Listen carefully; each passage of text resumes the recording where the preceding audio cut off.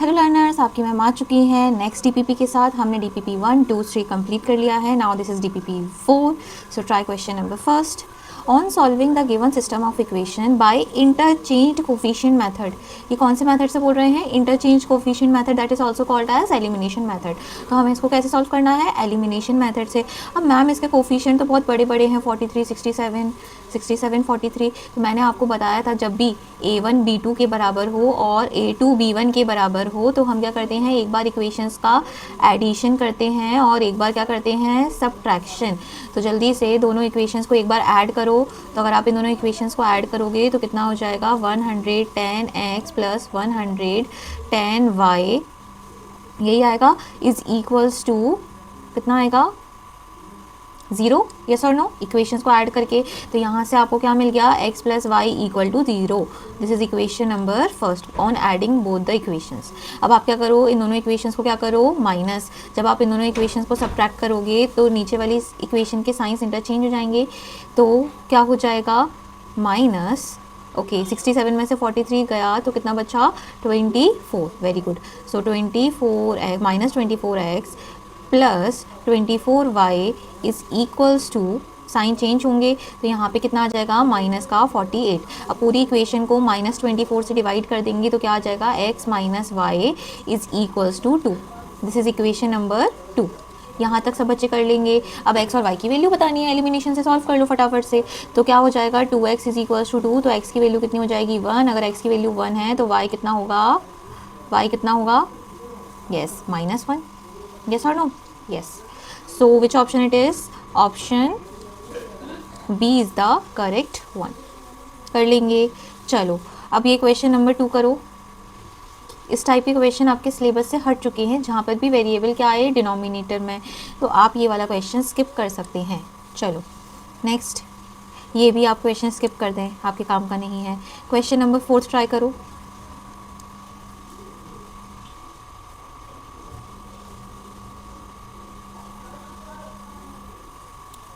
yes, if I buy 1 candy and 3 pencils I have to pay 13 रुपी।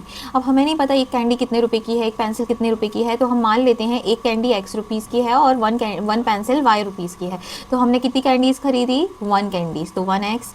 कितने pencils खरीदे, 3, तो 3y is equals to कितना हो जाएगा, 13, क्योंकि दोनों को मिलाकर, दोनों का खर्चा मिलाकर हमने कितने रुपए पे किए, 13 रुपीज़ पे किए। इफ़ आई बाई 3 कैंडीज़, अब 3 कैंडीज़ ली हैं और कितने पेंसिल लिए हैं, 1 पेंसिल ली है, तो हमने कितना पे किया है, 7 रुपीज़। तो वो पूछ रहे हैं find the cost of 1 candy and 1 pencil, मतलब हमें x और y की वैल्यू निकालनी है। तो आप सेकंड इक्वेशन को 3 से मल्टीप्लाई कर दो तो ये 9 हो जाएगा, ये 3 हो जाएगा, यहाँ पे 21 हो जाएगा। अब हम क्या करेंगे, माइनस करेंगे तो साइंस चेंज होते हैं।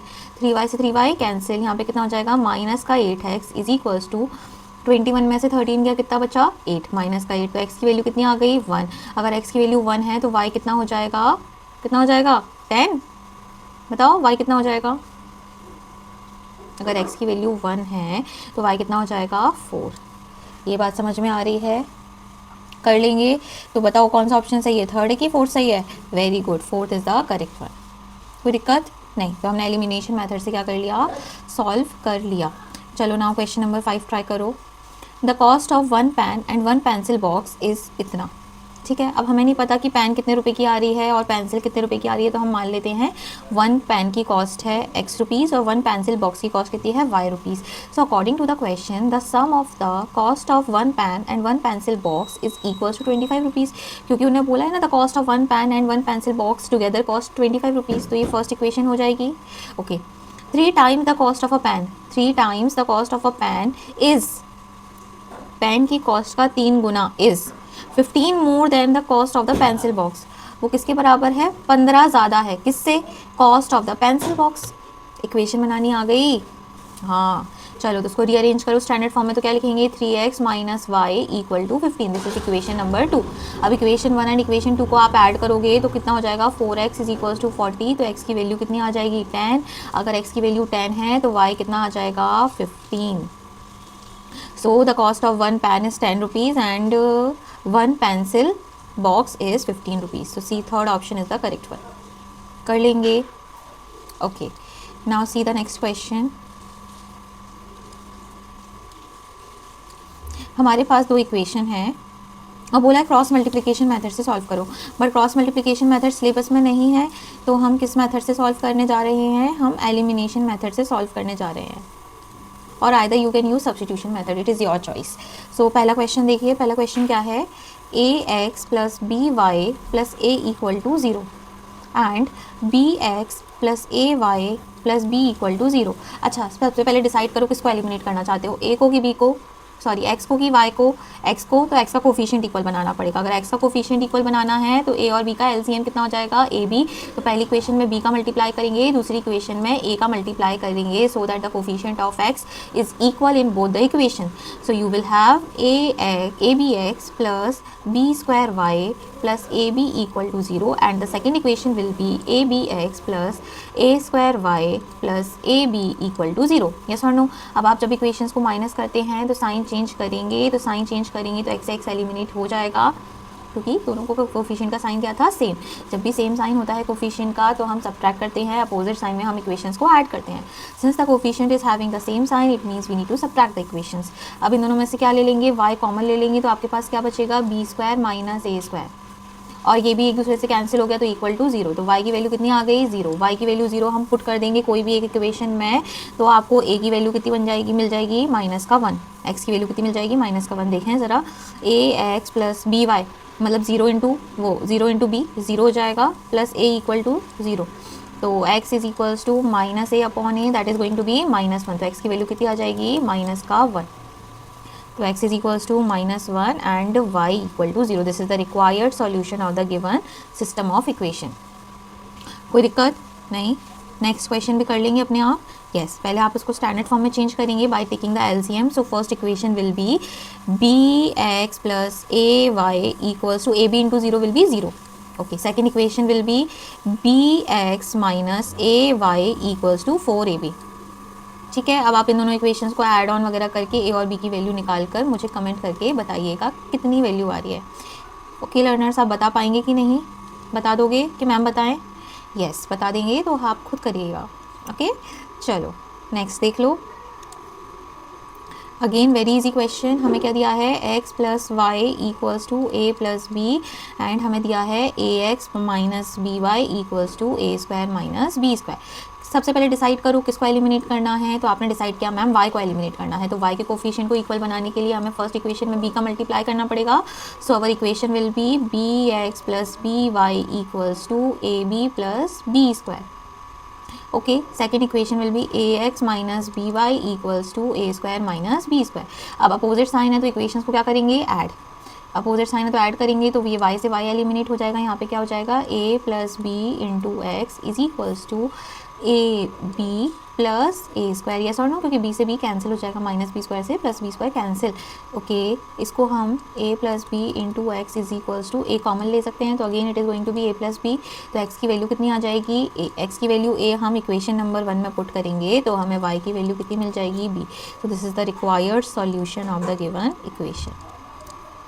कोई दिक्कत नहीं, चलो नेक्स्ट करते हैं फिर।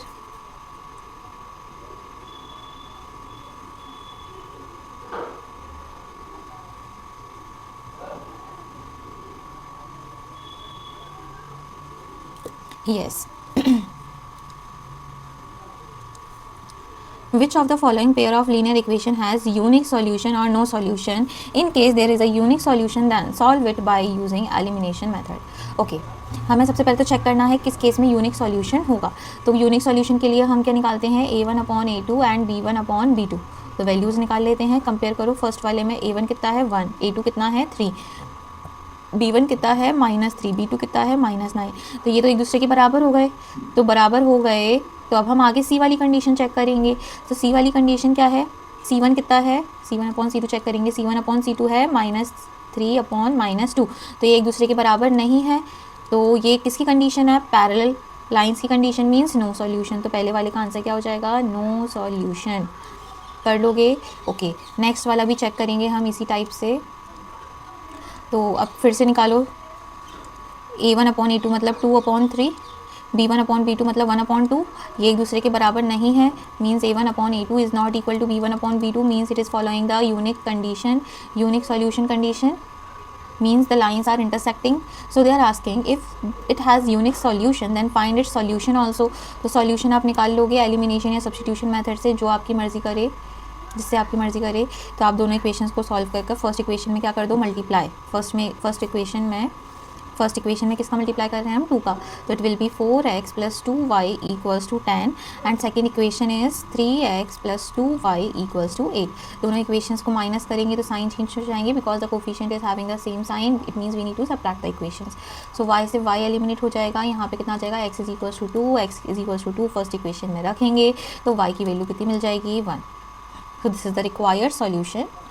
This is the point where the lines are intersecting each other. कर लेंगे। ओके, नेक्स्ट क्या है, solve the following pair by elimination method. तो आप इसको एलिमिनेशन मेथड से बहुत आसानी से सॉल्व कर सकते हैं, यस और नो। तो ये वाला क्वेश्चन भी आपको एलिमिनेशन या फिर सब्स्टिट्यूशन मेथड से सॉल्व कर कर मुझे इसका आंसर कमेंट करना है। ओके लर्नर्स, यस, इस टाइप के क्वेश्चन हमारे सिलेबस में नहीं है, जहाँ पर भी वेरिएबल कहाँ आ रहा है, डिनोमिनेटर में।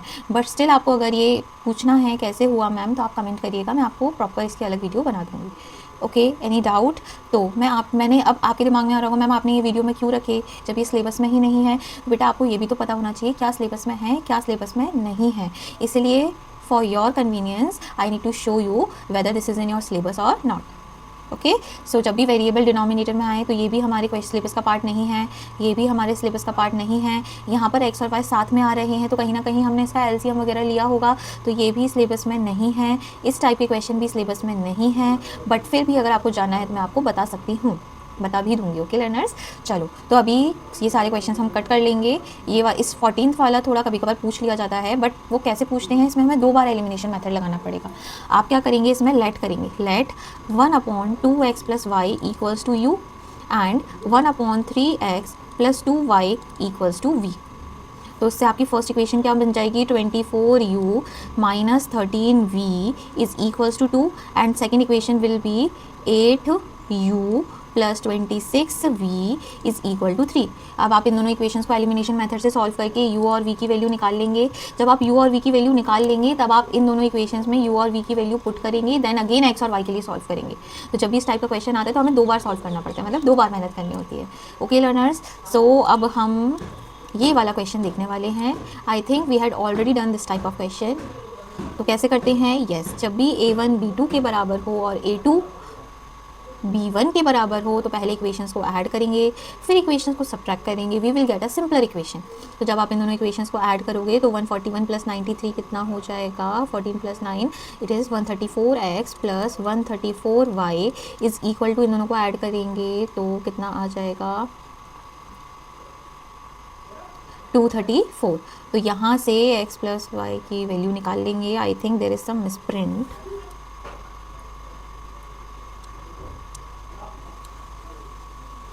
यस, हमने एडिशन थोड़ा सा गलत किया है। 14 प्लस 9 23 होगा।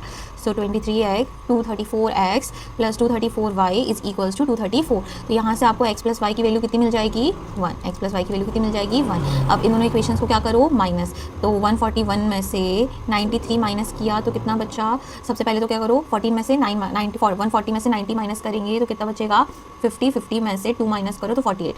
सो plus 48x minus 48y is equal to कितना हो जाएगा, 189 में से 45 माइनस करेंगे तो 144 हो जाएगा। ओके, तो x माइनस वाई की वैल्यू कितनी आ जाएगी, I think it will cancel 6 times और 4 टाइम्स, 3 टाइम्स, यस। तो x माइनस वाई की वैल्यू कितनी आ जाएगी, 3। अब इन दोनों इक्वेशंस को सॉल्व करके x और y की वैल्यू निकाल सकते हैं। तो 2x इज इक्वल्स टू 4, तो x की वैल्यू 2 एंड y की वैल्यू कितनी आ जाएगी, माइनस का 1। कोई दिक्कत तो नहीं। ओके लर्नर्स, तो हमने ये DPP4 बड़ी आसानी से कंप्लीट कर ली है। अब हम DPP5 करेंगे नेक्स्ट वीडियो में। So stay tune for the next part. Okay learners, अगर आपको ये वीडियोस पसंद आ रही हैं so please do like, share and subscribe. Bye.